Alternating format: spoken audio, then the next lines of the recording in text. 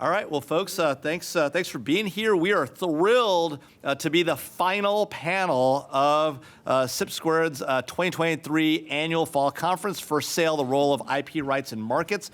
Today, we're going to be talking to you about the semiconductor supply chain, and I've got an amazing panel here with me. I am Jamil Jaffer. I'm the founder and executive director of the National Security Institute here at the law school. Thrilled to be partnering with CIP2 on this effort, and thrilled to be part of a panel once again with you all. But starting immediately to my right is Vishal Amin, a longtime friend, the head of IP policy at Intel Corporation. Prior to this, Vishal served in a number of government roles, including as the vaunted first ever IP czar in the White House. Is that right? No, the third. The third. Oh, I think it was the first. The third. Well, 3 is the lucky number, right? Three is third time's a charm, right? So the third IP czar. Immediately to Vishal's right is Meredith Broadbent, a senior advisor at CSIS, and who has served long in the government as well, the former chair of the U.S. ITC, and an assistant U.S. trade rep for industry, among a variety of other roles, including on Capitol Hill at the Committee on Ways and Means. So Meredith, thanks for being here with us. Yeah. To Meredith's right is John. And by the way, the position on the panel does not suggest anything about their political affiliations. They're just on the way down in this direction. In fact, if anything, it might be flipped if we were saying anything about it. But immediately to her right is Jonathan Lang. John manages coverage of global efforts on supply chain at Eurasia's group's trade and supply chain practice. Prior to this, he served as Director of International Economic Affairs at the NEC and the National Security Council. He's also served as Director for Global Markets at Department of Commerce's ITA and the like. So, John, thanks for being here with us. Thank you. And last but certainly not least is Sarah Stewart. Sarah is the CEO of the Silverado Policy Accelerator. She has also served in a variety of government roles, including at the Office of the U.S. Trade Rep, but also in the private industry, running public policy on trade policy and export controls at Amazon. So again, thrilled to have you here with us, Sarah, as well. And I will note that 3 out of the 4 members on this panel are members of the National Security Institute Fellows. And Meredith, we're going to drag you in as well, as long as CSIS will let you. So we'll make this an all NSI panel. So thanks for being here, folks. And I figured we'd just jump right in, if it's all right by you guys, and start talking about supply chains, about the challenge that China presents when it comes to semiconductor supply chains in particular. And some of the things we want to think about are, what impact, if anything, does China's efforts to gain a larger share of the semiconductor market have? What should we be concerned about when it comes to Taiwan as a primary producer of semiconductors? And we know about these government efforts that we've seen to try and get more market share here, ally shore, friend shore, and the like. But at the core of all this, at the core of America's role in semiconductors is intellectual property. We have largely, in the U.S., become a fabless economy when it comes to semiconductors. That's because we're developing and designing semiconductors here, but largely producing them overseas, and that's changing now. But IP rights are right at the core of that. So let me start, Sarah, on the far end with you. Talk to us about the potential threat to the United States if China is able to dominate the market for semiconductors, or otherwise somehow, whether it's through Taiwan or the like, threaten our access to chips. Yeah, no, thanks, Jamil, and I'll try to match your energy on this Friday afternoon and keep I'm just trying to get everybody awake. Keep everybody awake. Exactly. Well, there's good and there's bad news. So the good news is that America and many of its allies and key partners are leaders in innovation, and we have, done incredible work, including companies like Intel and many others, staying at the leading edge of this technology in the semiconductor industry, with lots of plans to continue to do so and to continue to enhance that. And China is not there yet in most segments of the value chain, whether you're talking about memory chips or logic chips or analog chips. The bad news is that China's stated goal is to become largely self-sufficient in its chip-making capacity and sector, by 70% self-sufficient by 2025. Now, whether they achieve that goal or not, they are making a lot of moves to try and realize that goal through a number of industrial subsidies across the value chain. And when I talk about the value chain for semiconductors, to simplify, talking about the design of the chip, the production of the chip, and then the assembly, test, and packaging of the chip. In its most simplified form, those are kind of three stages. And they are investing very, very heavily in all segments of the value chain and making some advances. They have not caught up yet to the U.S. and allies, but they are getting there. And one of the things that concerns me about this is, when we think about this technological competition with China, we've got to think about sort of the broader geopolitical context. And if China is able to realize more self-sufficiency, that means that it's becoming less dependent on U.S.-made chips and on U.S. equipment, and then they have more leverage to do things that they would like to do, whether, we've seen a lot of aggression towards Taiwan. Hopefully that never comes to pass in a type of military conflict, but self-sufficiency in chips, or even close to self-sufficiency in chips, gives them policy space and gives us less leverage to take, the types of moves that we would want to take to protect our innovation. So as you see the U.S., making moves on export controls and outbound investment, these are tools to protect U.S. innovation, to protect the investments that the U.S. is making. And if we give China more keys to this self-sufficiency objective, we're really undermining our own hand in the objectives that we have. Yeah. So I totally get the concern about China developing its own capability and capacity and using U.S. intellectual property to do that. And I want to talk to Meredith about that. But before I do, I want to just come to John for a second and ask you, one of the things that Sarah mentioned was this idea of China's developing its own capacity, but there's also capacity in the region that might be threatened, right? And we always talk about Taiwan, the dominant role that TSMC plays, particularly in advanced chips, but not exclusively in advanced chips. How should we think about that concern in a potential Taiwan scenario? There's efforts to ally shore and near shore in the United States, build some capacity here. Arizona, we know about the large amounts of money being spent in the bipartisan infrastructure legislation and the Inflation Reduction Act, the CHIPS Act. Talk to us about that potential concern when it comes to China. And then I do want to talk to Meredith about IP rights and the role that they play in stoking the kind of innovation that Sarah was talking about. So John, help us out there. Yeah, thanks. And Sarah got off to a good start with some of the way the good characterization of the threat specifically from China. Also, the other side of the coin from China developing indigenous capabilities for its own purposes. The semiconductors occupy kind of the bottom of a significant emerging technology stack, which is really where a lot of the vulnerability lies. But also the maintenance of dependence on China for manufacturing. I think certainly on some of the higher node legacy chips, memory chips, we may be in a few years reaching the point where that also becomes a vulnerability. Yeah, there's a lot to be said about reshoring, nearshoring, friendshoring, allied, all the shorings. A lot of terminology in the last few years around that. General supply chain diversification to improve resilience, and that's this is not specific or exclusive to the semiconductor space, but more broadly. And I guess to talk about Taiwan first, and then what the broader narrative in the region is around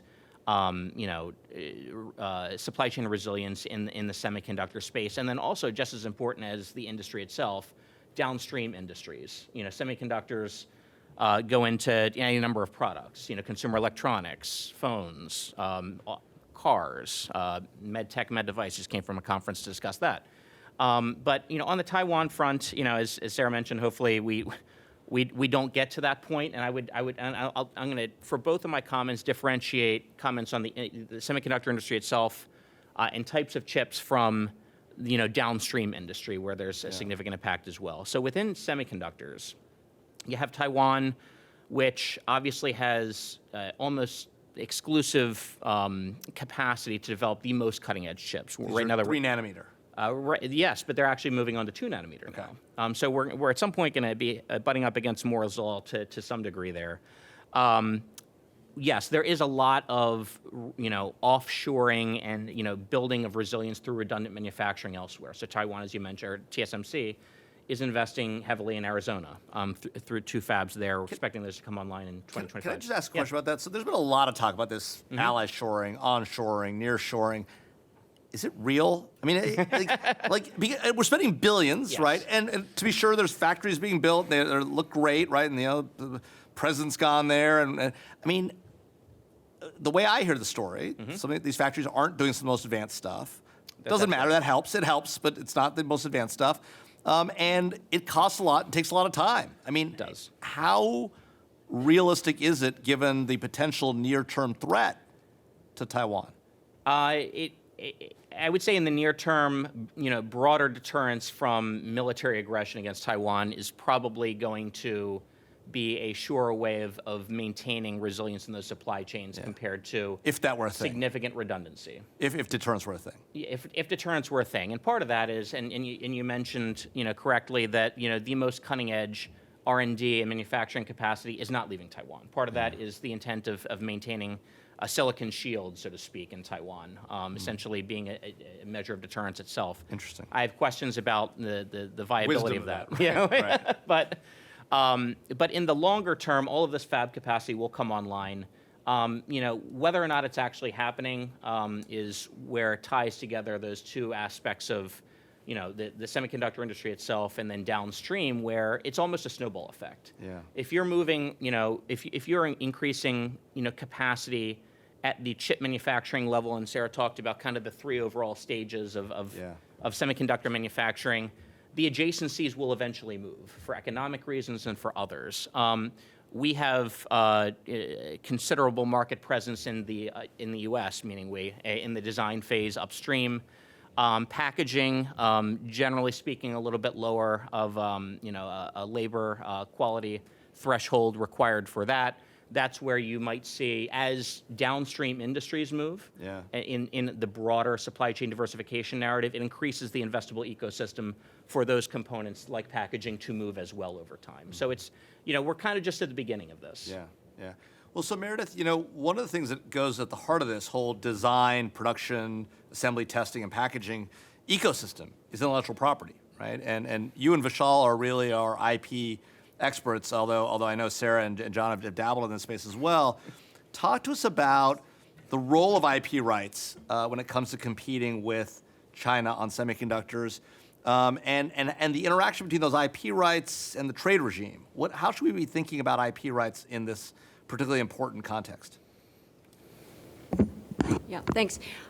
I guess I see the IP rights as sort of this fundamental hard-won discipline that the United States got in 1994 in the Uruguay round that was put into place a global system with which we could enforce and protect our intellectual property. And it is probably foundational to winning this war against China or winning this confrontation with China in the sense that we have to protect these crown jewels and we have to work hard at it. And they're under threat just in the trading system from different places. The vaccine waiver, I think you had an earlier panel on that. And, it's a very difficult discussion, but at the same time, when you start unraveling these things, we lose the fundamental protection that the U.S. economy needs to be able to succeed in keeping up and beating China on some of these things. You mean that generates that innovation? Yeah. Yeah. Yeah. And what's the risk there? I mean, how important, as we think about where we manufacture, how we manufacture all these things, how important is that risk of losing that innovation capacity if we weaken the IP rights regime?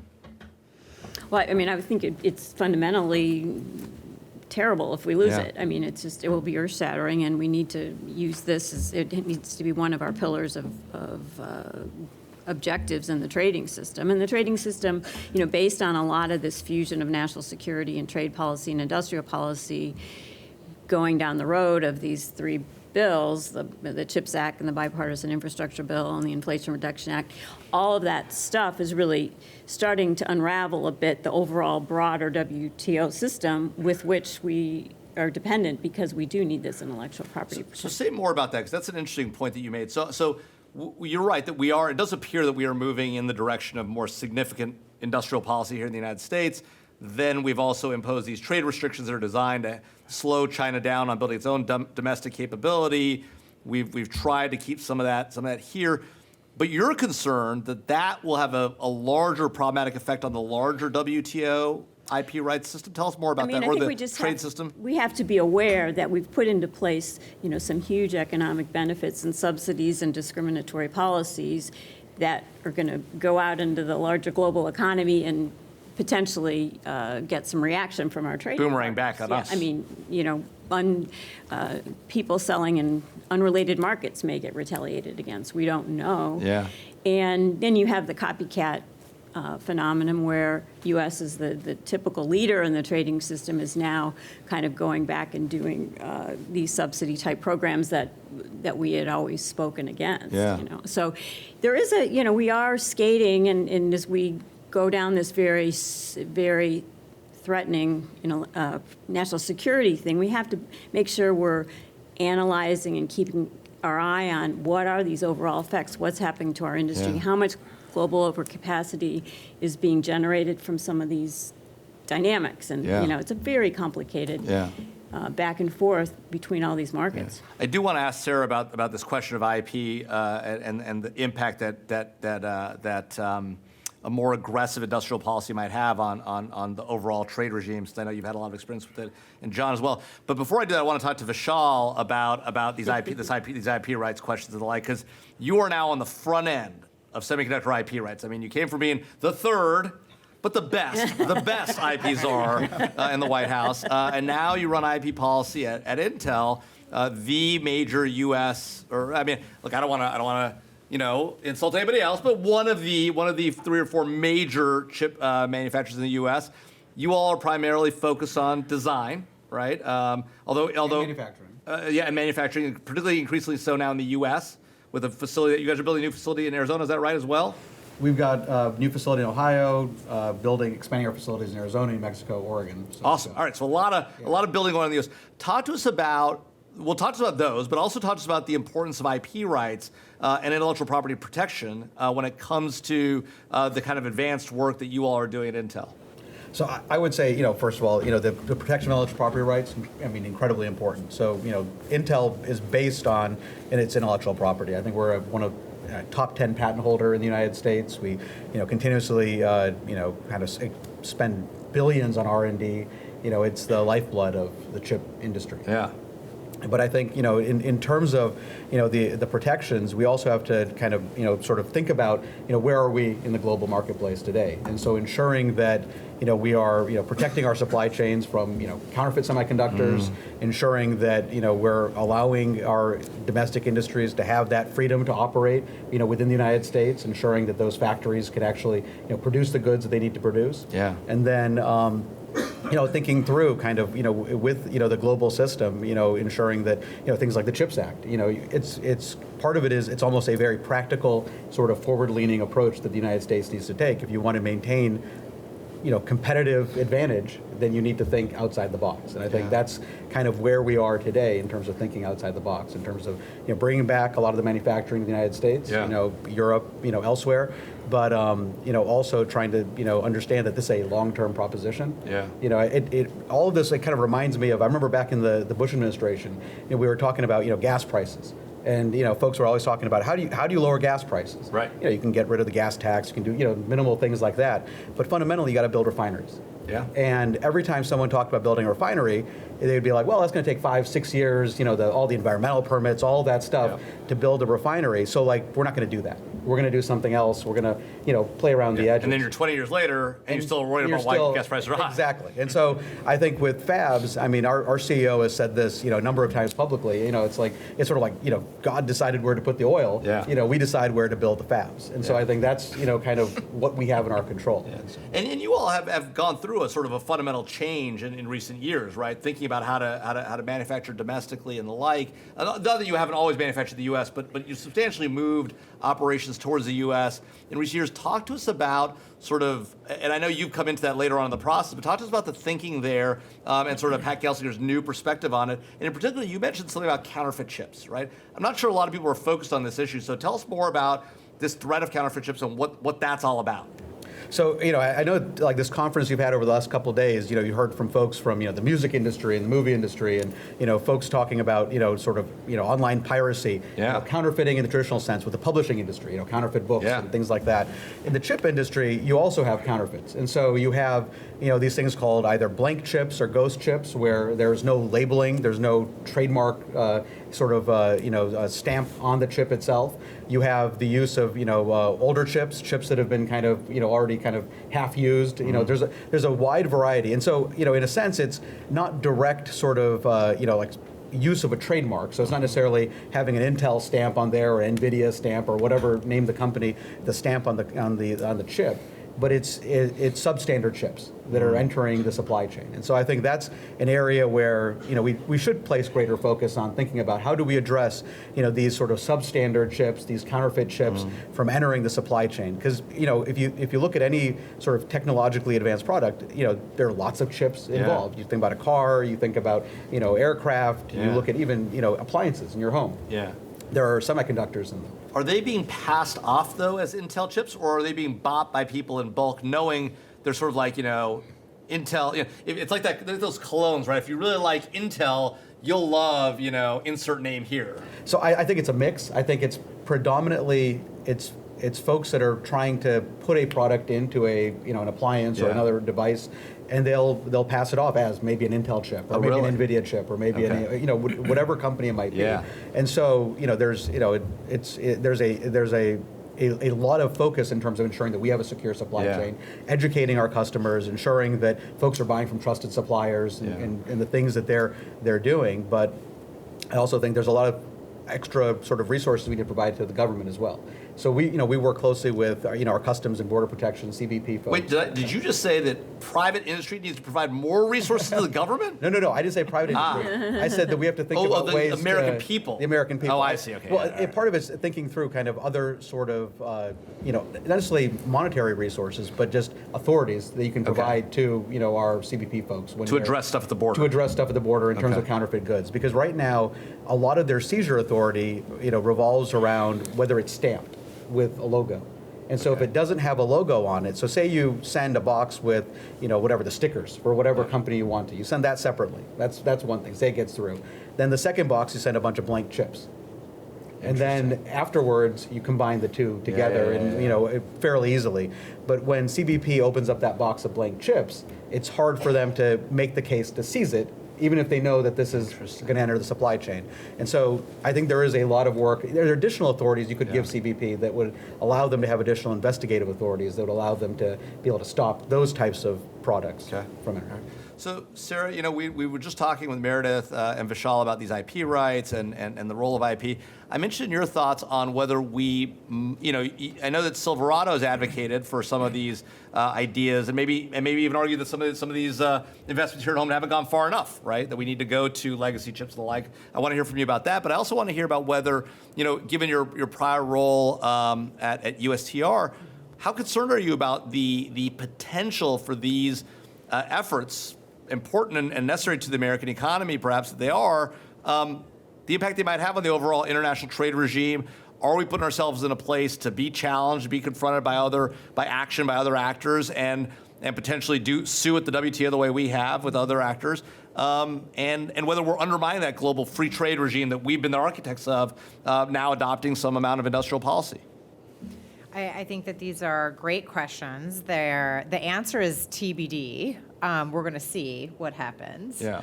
I think that it depends on the sector.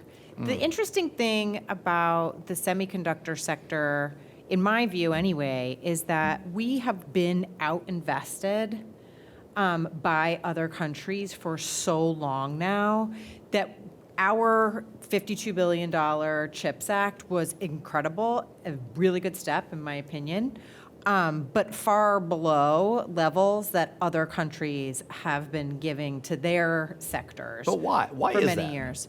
Well, we have a very robust private sector that has carried a lot of this.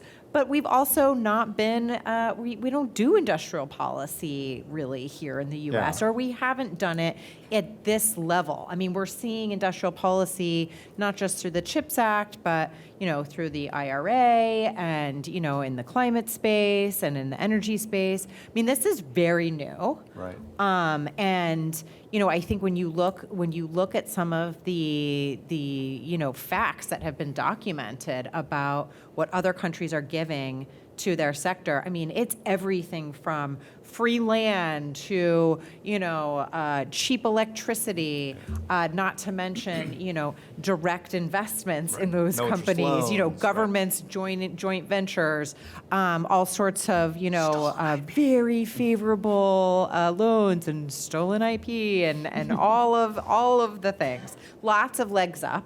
Yeah. Some more legitimate than others. Should we be, so is your view that we should, our adversaries have been doing it for a long time. We've stayed away from it. We're now starting to do some amount of it. Is this the right trend line to be on? Well, so, I think that there's a couple of things here. One is everybody's been doing it already. And so for us to get in the game, does that make it right? I think that there's a lot of legal factors that you would have to think about if you were going to go and do a WTO kind of a case. Is this actionable? Is this market distorting? What kind of benefit is out there? But I think that there's like the legal analysis of this, but then there's the sort of, is this actually going to come to pass? Who's going to challenge us here? Is it going to be Taiwan? Yeah. Because pot calling the kettle black.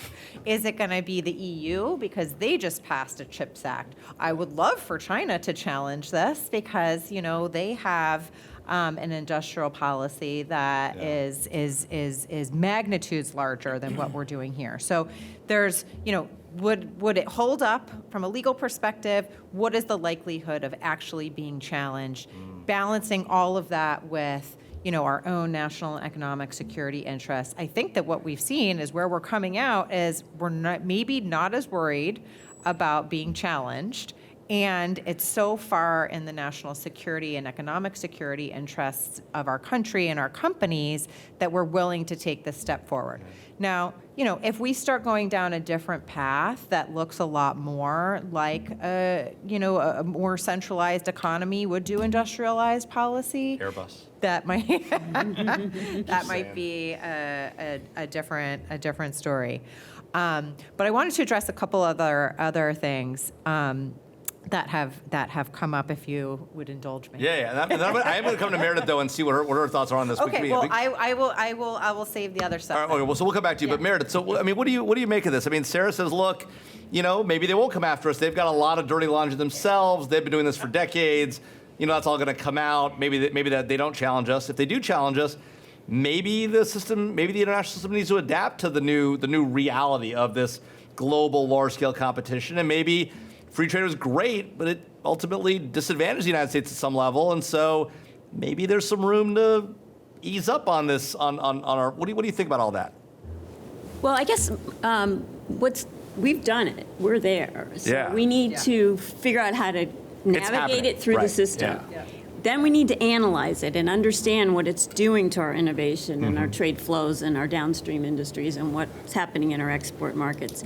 And then I think we can better assess what the next step is. Yeah, but without the data, right? Let's operate admittedly data-free for a second, right?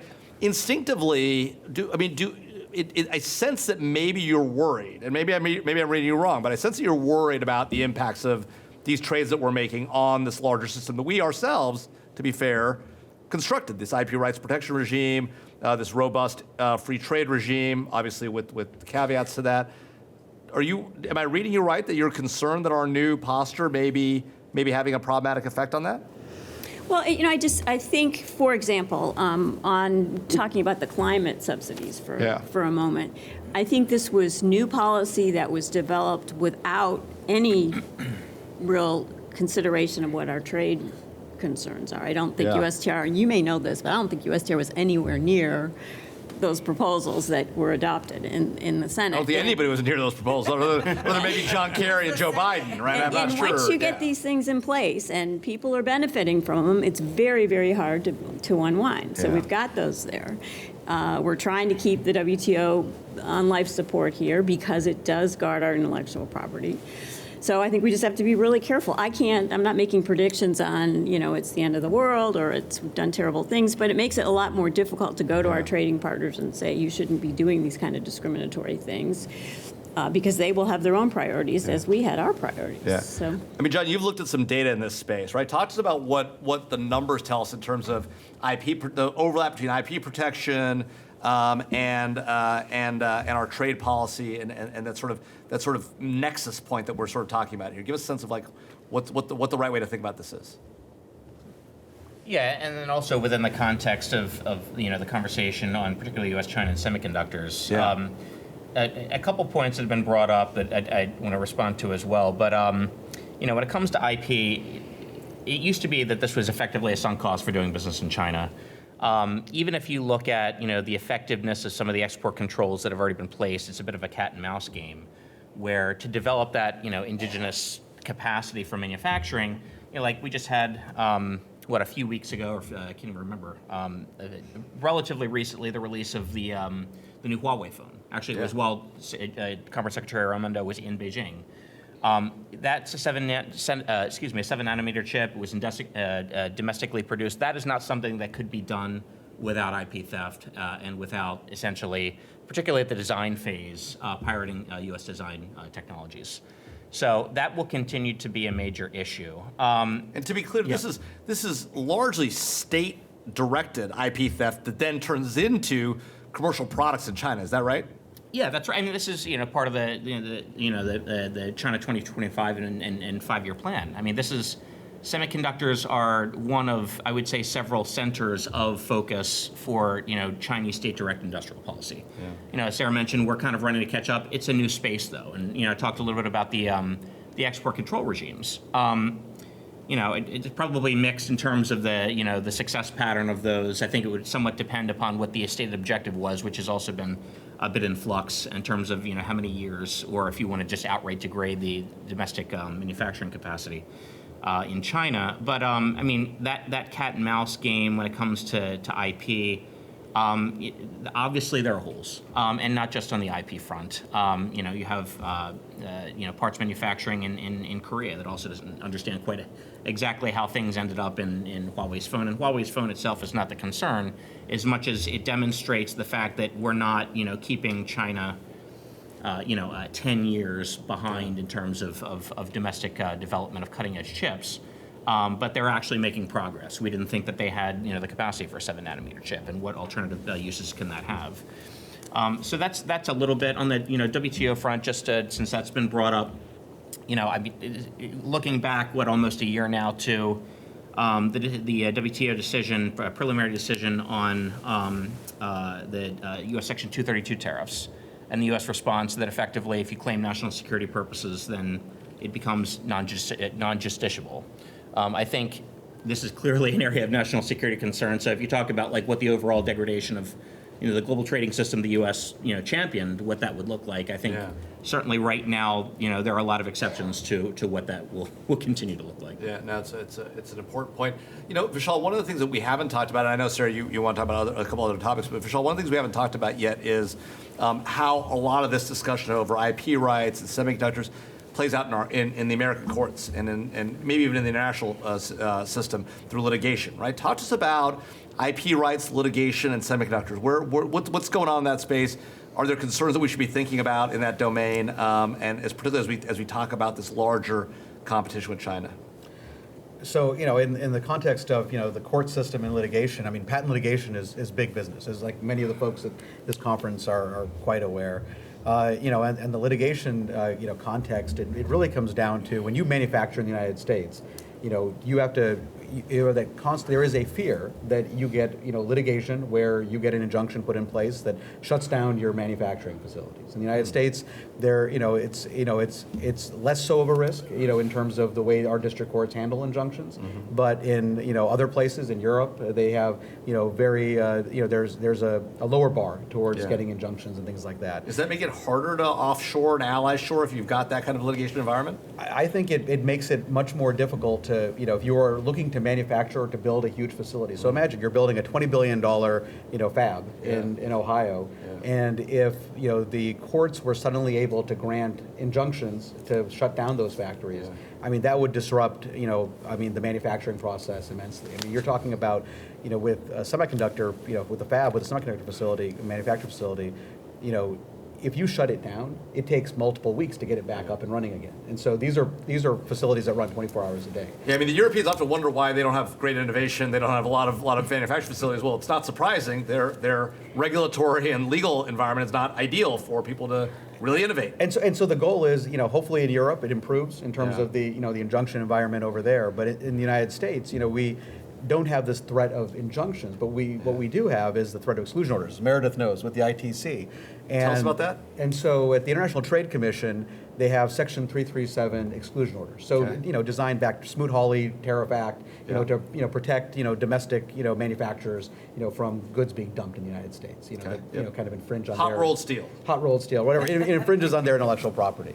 And so in the last few years, we've seen a spike of say foreign kind of hedge funds, private equity funds, filing ITC cases against U.S. manufacturers. And so I've heard a lot about this foreign litigation financing thing, but I didn't realize it was I had heard about it in the U.S. courts, and there was this fear that there was a lot of foreign litigation financing happening. This is happening in the ITC as well? It's happening in the ITC as well, and part of it is it's a leverage game. And so if you file suit in district court, and you file suit in the ITC, you're using the ITC because you know that you're not going to get an injunction in district court, but you could get the exclusion order in the ITC. And so then you use that leverage point to force either settlement or to increase more pressure on the company you've sued. And these are foreign nation states. Well, they could be, foreign competitors, competitor companies. They could be just investment funds. And do we know anything? Is there any sort of transparency around this type of litigation financing? There really isn't right now. And so, I know that the ITC, does it on a case-by-case basis. I understand in the recent appropriations bill and out of the House, they've got provisions in there kind of requiring the ITC to start putting in place clear disclosure requirements at the ITC. I think it's just a very simple thing where you want to know who's in your courtroom, and you want to know who's in front of you, and especially when you're using a trade court or in a court that's designed to protect American manufacturing, American sort of know-how, American national security. You want to make sure that you know who's using it. And so if you have folks that are foreign competitors or foreign state-backed folks. The ITC should know, and our federal court should. Yeah, no, I've advocated for that in the U.S. courts. I didn't realize what's happening in the ITC, so that's a really interesting trend line, and it seems problematic for the same reasons it's problematic in U.S. courts. We don't know who's actually funding the litigation. It strikes me that you should know that in the ITC as well, given the and these exclusion orders. Just to be clear, because I don't really know that much about them, they prevent American, in this case, the case you're talking about, they're preventing American technology from being exported to other or imported in other nations. No. So what would happen is, you would make the chips in the United States, and then you might do some of your packaging work, in another country. Just the nature of the global supply chains. You try to bring that product back in the United States, you could have that exclusion order could prevent you from bringing that product back to the United States. Or if you sell your chips to a customer in Europe or Canada or wherever to put it into a laptop or a server or whatnot, then that server could be prevented from coming back in the United States because it contains the chip that's subject to the exclusion order. Interesting. Or whatever the IP related technology. Yeah, I haven't really even thought about this area, so that's really fascinating. Sarah, I know that you had something you wanted to raise earlier. You want to jump in? Am I going to guess? Is it going to be on legacy chips? Might be. 'Cause I know you've got control. I know we were talking a lot about 3 nanometer and 7 nanometer, and the new iPhones. John, by the way, right? They have. Am I right? They have 3 nanometer chips in them. The Huawei, the Mate 60 is 7. The Huawei's got 7, but the U.S. phones are now doing. Are we now at 3? I believe so. Yeah. I believe the new iPhone 15. Again, I'm not marketing for Apple. I'm just saying, right?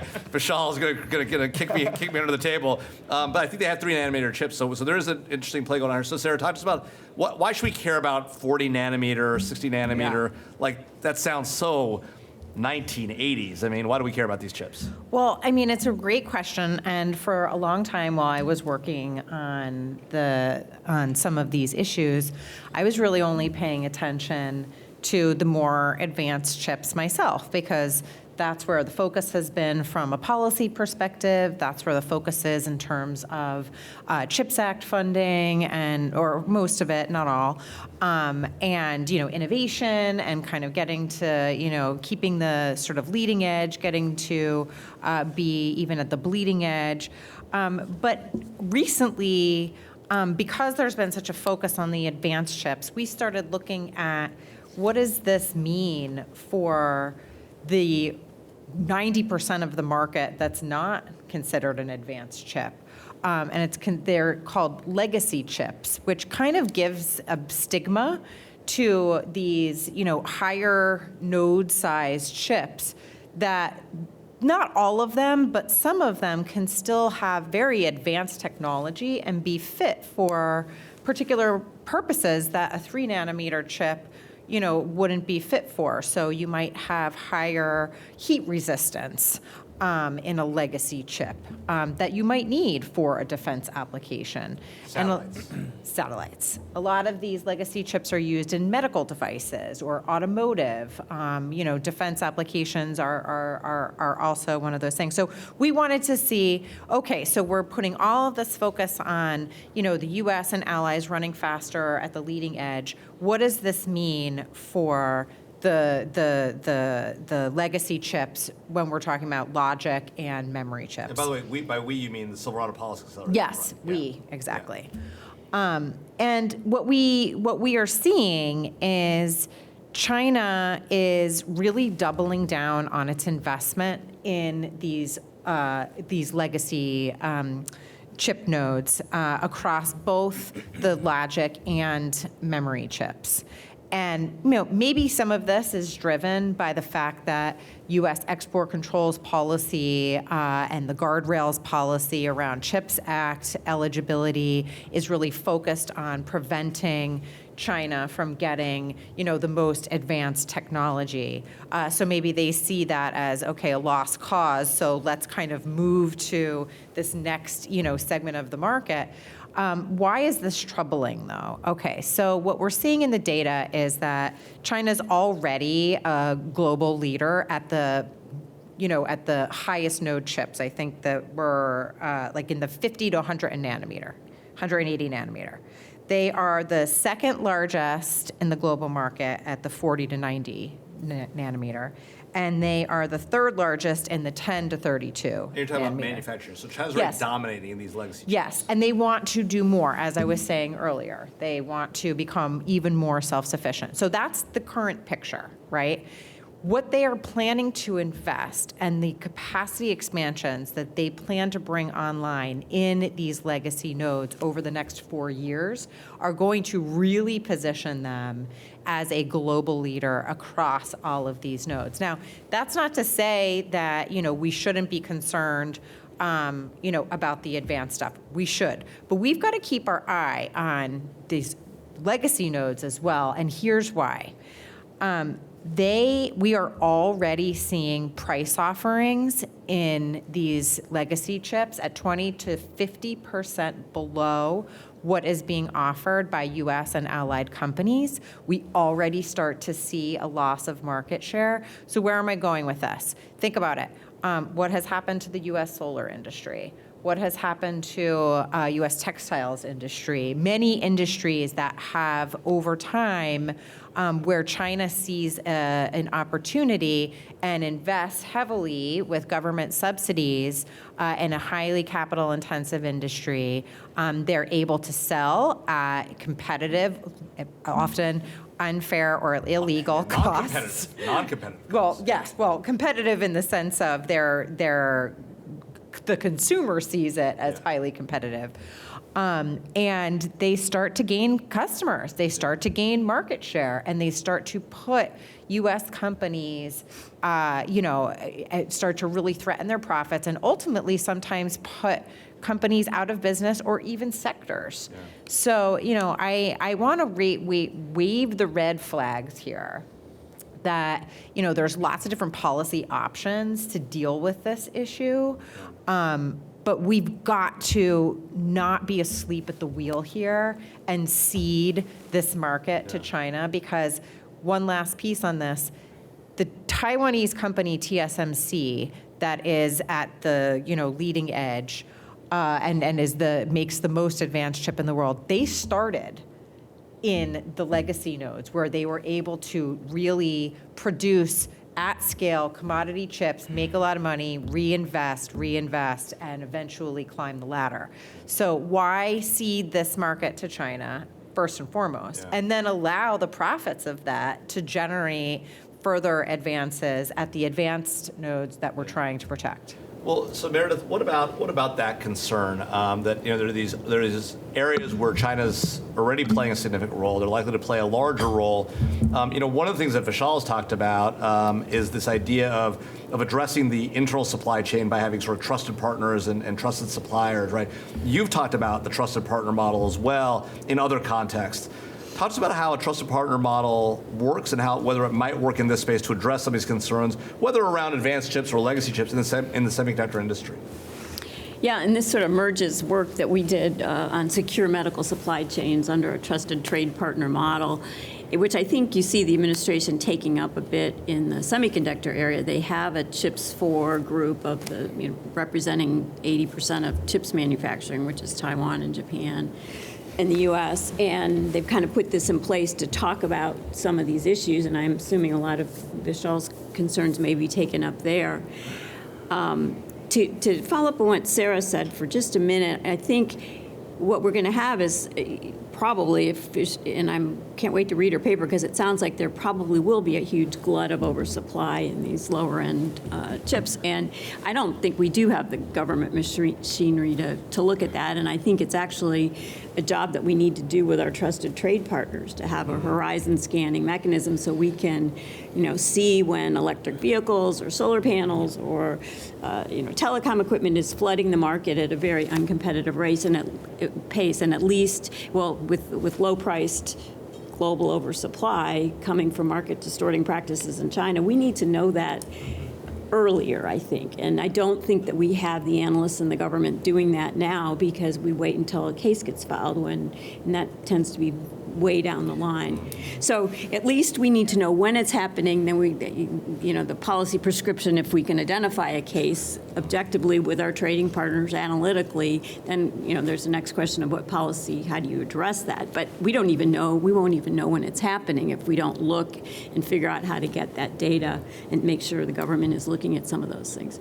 So back on trusted trade partners, I think and we just actually had a bill that was introduced in the House and the Senate, bipartisan, to talk about trade negotiating authority, where you could negotiate agreements with trading partners to have high intellectual property rights regulation, more free trade between the countries, and then an understanding of where, if you had identified some shortages, where you could work with your trading partner to supply each other and cover each other. So it's a long proposal, but I think you're seeing bits and pieces of the theme in different things we're doing, and I think particularly on the semiconductor CHIP4 group that hasn't really met too often, but I think the administration has more plans to do more coordinating with our trading partners. And we all have to look at the anti-competitive practices in China and make sure that we're all addressing them at the same time, and it's not just us. Yeah. And we've been going for a while, so I do want to turn to the audience for questions here in just a second. But I want to give Vishal and John a chance to just weigh in here real quick. Vishal, you talked about trusted trading partners. You've heard about the idea that Meredith has laid out in terms of maybe adapting models for medical devices and the like. I mean, you all have trusted supply chains that you rely upon today. What's the government's role in working with private industry? I mean, should the government just stay out of it and let industry figure it out? Or is there a role that the government can play usefully to help ensure that our supply chains are well protected, that trusted trading partners are the ones that get in? You mentioned more capacity for CBP at the borders. How does that interplay with this trusted trade partner construct? So, there's definitely a role for every public sector, private sector to play. I kind of remember one of the things that I worked on very closely with the Department of Homeland Security when I was in the Trump administration, and we were dealing with these trusted trading partners or these trade transparency units, TTU units basically, that we have with Homeland Security investigations. And so those are agreements that are between our DHS and customs authorities in different countries. Okay. And so that basically provides us with a bigger picture in terms of the goods that are coming through. Meaning they'll share data about what's coming in They'll and share out? data. We'll Okay. share data with them. Yeah. And it was one of those programs which I think highly effective in terms of being able to kind of see where certain products are coming in from, whether they are counterfeit or they are sort of IP infringing or whatever other types of things, whether it's narcotics and other types of things like that. Yeah. But in terms of kind of from a supply chain perspective, just having those cooperative agreements with other countries, Yeah. I think that's going to be immensely beneficial because companies aren't going to be able to know every shipment that's going in or every every cargo container that has whatever product or substrate or whatever it might be shipping around the world, but governments will know because they know what's kind of passing through their borders, what's kind of going through into their own countries, and so being able to kind of see that bigger picture, I think is going to be incredible. And do you expect the government to share that information with the industry? Like how? What's that? What about that? Is there a need for a relationship there? So for example, the U.S. gets information from a trusted country where we've got this relationship with that a kind of substrate's coming through that is counterfeit, right? Or is from a partner not trusted. Is that something that the government should share with industry? And if so, how does that process work? What are the competitive issues with that as well? So, right now there's limited sharing of information. And so, not just within the chip industry, you talk about, any consumer products company. Yeah. You talk about anything from sneakers to, whatever, goods you can mention. Folks have been asking DHS to provide more information to the private sector because then you're able to use that information in order to figure out kind of to assist them in doing their job. And so I think there is a role for greater information sharing. Yeah. Obviously you don't want it to kind of implicate, competitive, sort of, private, competitive sort of, issues. But I do think. Although to be clear, our adversaries absolutely do that.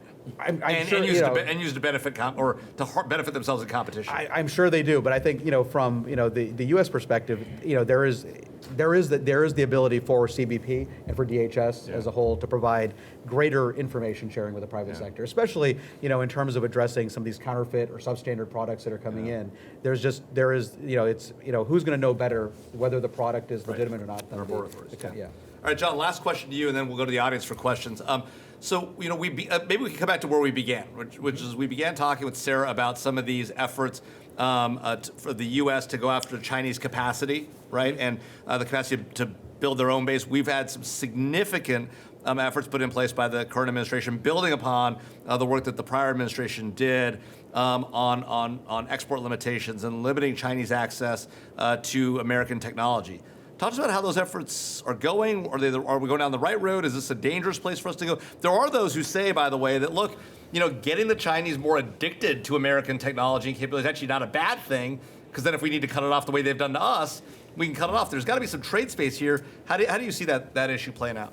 Yeah, I mean, I see the argument on kind of the cutoff, mentality, but at the same time, it would have to be done in the right way, simply because I think the story with the way the export control regime from the previous administration and the current administration has been rolled out, it's been a bit of a cat and mouse game. This is a new space. We've obviously played the export controls game previously, but at the same time, it's not been in such a robust way that, we're not applying, we're not adding one company to the entity list. We're essentially trying to cut off country.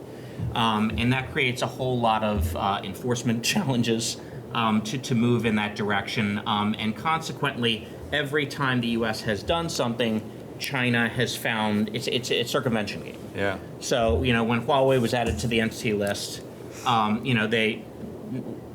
we don't sell everything exclusively out of the United States. They found alternative sourcing outside the U.S. that didn't fall subject to that entity list addition. When it was expanded through the foreign direct product rule, well, then we said, okay, or China said, okay, well then, rather than buying the equipment directly, we're going to buy the components of the equipment. We're going to build it in China. So it's a constant, learning from, they make a move, we make a move, response mechanism. That to game that out is really where we need to be able to better anticipate what the response mechanism will be, and anticipate those loopholes before they present themselves. Right. We talked about. Semiconductors. We talked a little bit about a higher node legacy chip glut, which we're just coming on the back end of now. But When it comes to chips more broadly, obviously COVID played a significant, supply chain logistics impact on that. Yeah. But part of it was, quite frankly, the fact that, the window of opportunity to shut down exports of chips to China, while China just responded before the window closed by hoarding chips, which then, further contributed to the issue. And I did want to talk about, something that Sarah and others have brought up on kind of the legacy chips, and this gets to China's, dual circulation policy. So we talked a little bit about the fact that you have, Chinese stated policy of essentially, for its own risk mitigation purposes, cut the U.S. or reduce dependence on U.S. supply chains. The way we're doing with them, right? I mean, Yes, they're not. yes, right. but quite frankly, the other side of the coin is, and the other side of the dual circulation strategy is, in addition to relying increasingly on what's manufactured in China, it's also to increase the dependence of the rest of the world on China. Yeah. So that's where certainly you run What makes me wonder why we're not doing that thing as well, right? Like, it seems crazy. Yeah, and a lot more needs to be done on those legacy Right. chips. I think we're moving in the right direction. So the plus and minus of the semiconductor supply chain is because it was built for innovation and it's very brittle, there are a number of very, almost singular choke points, one of which is ASML, which is a company in the Netherlands. Yeah. The previous administration moved towards working with ASML to shut the export of, I'll just say, lithography machines that are required for producing cutting-edge chips. That is now being extended into DUV or the equipment that would be required to, continue to produce higher node chips. So there is the beginning of an effort to address that particular sensitivity. I know the U.S. and Europe have already talked about what a forthcoming, supply glut and overcapacity of legacy chips in China and how they could work together through the TTC to do that, to address that as well. So slowly but surely making some progress as well. Yeah, good. All right, well, I know we probably have some questions from the audience, so we've got about 20 minutes left. Yeah, right there in the center. We got a microphone coming to you right there. And I got you next, sir. Anybody looked at the Semiconductor Protection Act lately? Semiconductor, say more. I'm not sure I know about that. Anybody? No. Mass work protection. What's that? Mass work protection. You don't know about it? No, so maybe tell us a little bit about, maybe tell us a line or two. It basically protects mass works. You register them. I think it's through the Copyright Office, maybe. Okay. Okay. Oh, it's through the PTO. Sorry about that. It's been a while. And your question about it is? Have you given it some thought as a means of protecting American chip IP? So this is apparently new IP protections Congress is considering for. It's been around for 40 years. So I apologize, not aware of it. So I'm not an IP person myself. So how might it work? Help us understand how you think it might work to protect American semiconductor capabilities. Since you clearly have a depth of knowledge that I don't have. Yeah, I was involved in the last iteration writing up the legislation. Great, so tell us how you think it might help. What it does is you register mass works. When you make a chip, you have what is equivalent to a photoresist. You put a mask over the surface of the chip, or the silicon whatever it is. It's the silicon crystal. You put it over the silicon crystal, Right. and then you apply light to it. Yes. And you're able to put in the grooves and the various configurations on the chip surface. Right. Now, the Semiconductor Protection Act basically allows you to register those The masks themselves. masks Yeah. to basically protect what is produced on the surface. Yes. Okay, I'm tracking now. So Vishal, I don't know how deep you've gotten into this in your role at Intel, but do you all look at this the protection of the masks that are used as part of your IP protection strategy, or is that sort of a level of depth beyond where you operate at Intel right now? So, that's something where I know that we use, obviously like patent protection, design patent protection, but like in terms of copyright protection on that. This is not copyright. What methodology in IP protection does it use? Maybe you can help us out with that. You're litigation land. I don't think there's been a lot of cases on it, and that's probably one of the problems. Yeah. You're protecting the chip's topography by registering the mask. Yeah. That was the idea, that we'd protect the topography And you're that registering the way. mask under what Under the regime? patent office, so you would have rights against, well, it's not quite a It's a type of design patent. patent, it's a little different. But you would have rights, but the problem is you've got to sue. It's only in the US, Okay. so IP rights are territorial. Yeah. So you've got that aspect, but in terms of shutting down foreign competitors, it's a possibility. It certainly could be a basis of a 3037 exclusion order, as I recall, because 3037 would, extend to all types of IP. I don't recall a lot of cases in the U.S. Yeah. Well, on it. So it strikes me, and it may be worth us going back and looking at, right? But it strikes me that if it's not being utilized, right, there's clearly some barrier to its utilization, right? Clearly there's some debate about whether it's a copyright capability, a patent capability, it's registered with the PTO, but there may be some ambiguity that causes it to be difficult to use. Otherwise, I think I'd be surprised if industry wasn't using every tool in their tool chest to protect their intellectual property. So we'd have to figure out why it's not being utilized, right? But it's an interesting area and worth at least digging into, since it clearly was designed to help, and somebody asked for the capability, right? So we got to wonder why. Do you have an idea why? Yeah, I do have an idea why, because 25 years ago, when I reworked the the Semiconductor Protection Act, Yeah. I had a meeting with Andy Groves out in La Quinta. Now, you guys know who Andy Groves is. Sure. Former CEO of Intel. Right. So I was pitching him this new legislation. His belief was that Intel would innovate so quickly that they didn't need mass work protection. I mean, it was pure hubris.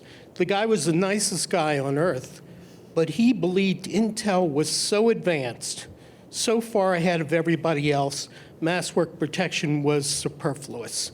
Interesting. That's what he specifically told me. Interesting. I think people need to go back and look at that legislation. Yeah, might be a worthwhile theory. All right.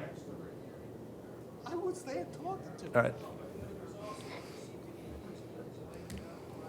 Well, so maybe a No, that's Maybe not a what follow- was happening. They were developing different methodologies that did not require mass work protection at that time. That's not what was going on. well, look, it's an interesting debate, and I think it's worth at least looking into. Additional questions? I think the gentleman, I think you had one right there, and then I see this lady down here in the front. This will not be on the Semiconductor Protection Act? No, it's not, Okay. but Vishal, you should take a look at it. It's a simple registration in the PTO. Yeah. And then you can use it as a Paris Convention-based filing because it's an intellectual property go. filing. So get your design patents and your the utility patents and this, the mini patents overseas based upon that. Anyway, Great. So the policy question is, where do we stand in terms of the issues of for the high-end manufacturing processes and perhaps design rules, primarily manufacturing processes, in terms of trade secret usage and the Security Act in the United States and the related NATO partners.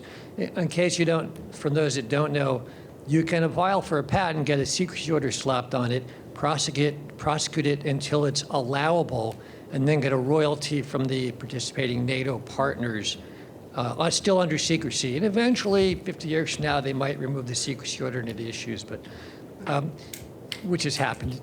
But the point is that there's a mechanism to maintain secrecy of advanced innovation for things that are related to national security. Sure.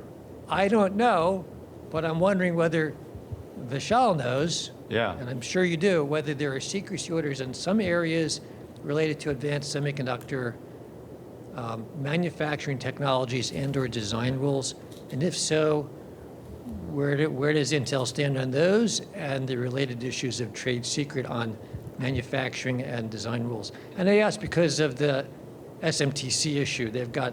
They're probably ahead of other manufacturers. They're down to 30 nanometers according to their website, I think today, so.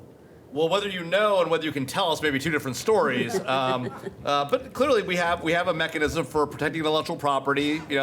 That's at the heart of the U.S. defense industry. We've long used those capabilities to protect things like radar-absorbing material and the like, all of which are protected by U.S. patent procedures, but are also subject to security orders.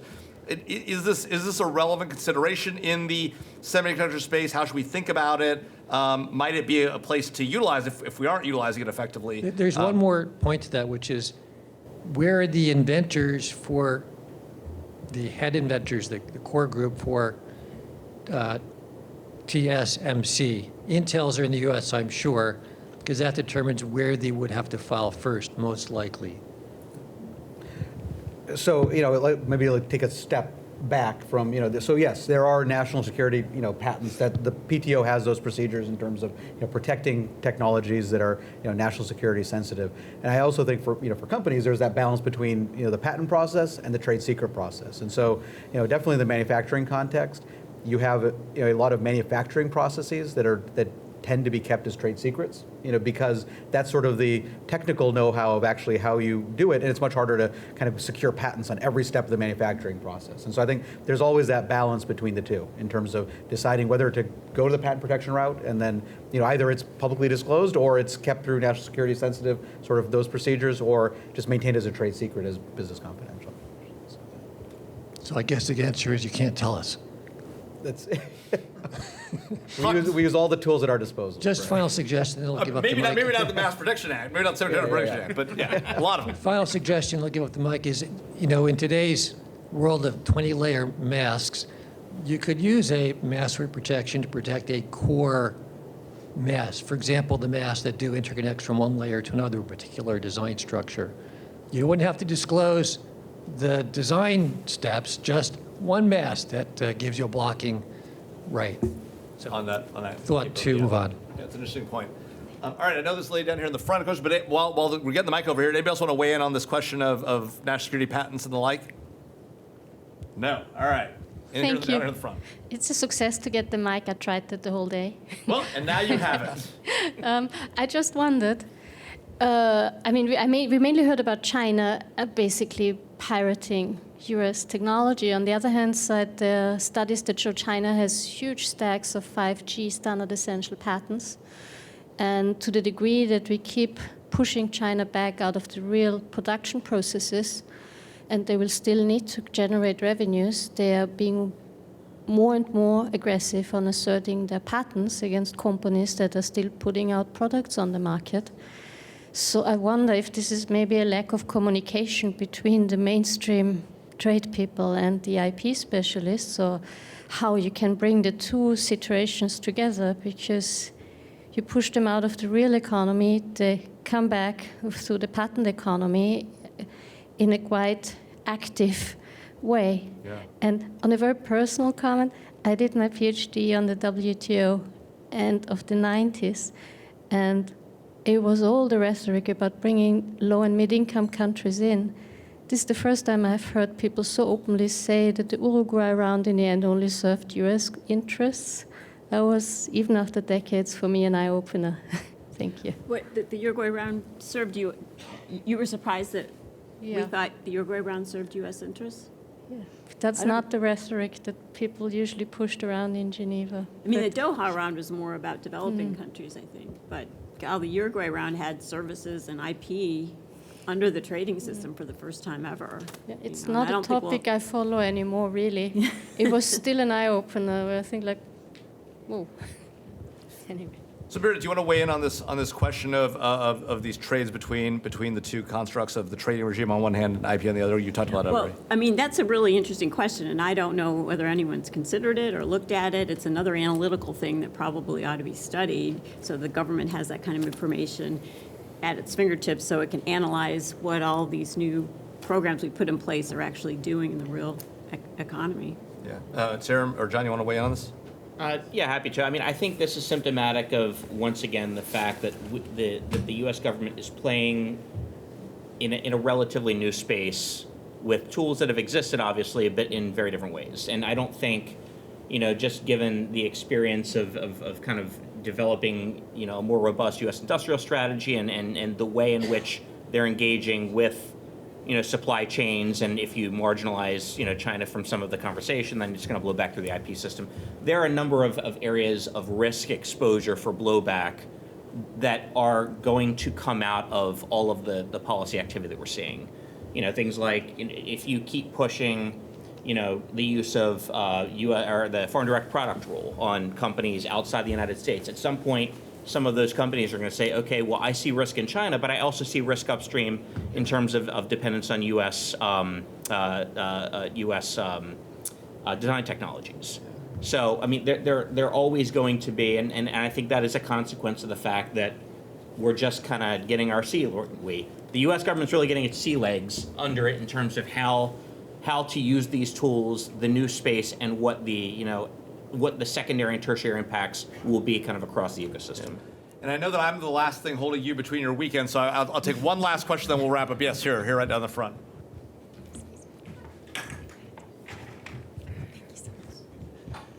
Thank you.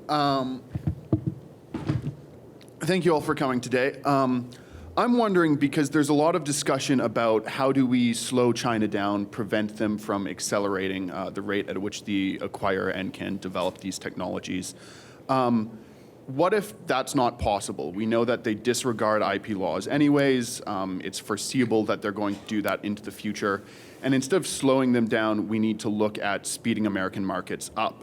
Has there been any thought as to policies that might incentivize technology sharing between, say, NVIDIA and Intel in order to expedite that, or even looking at, since technology, especially in the chip space, develops so rapidly, reducing the timeline at which patents expire so that other American firms can have access to iterate and improve on that quicker?